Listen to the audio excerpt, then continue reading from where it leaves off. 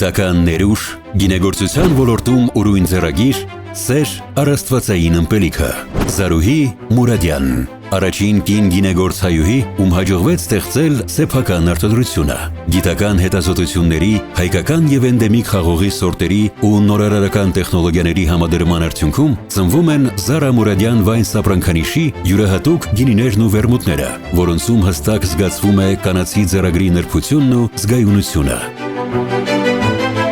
Մասնագիտական ուղին սկսելով Միացյալ Նահանգների գյուղատնտեսության նախարարության մարքեթինգային աջակցության ծրագրից, Զարուհի Մուրադյանն այսօր իր գիտելիքն ու փորձը ներդնում է բացառապես հայրենիքում։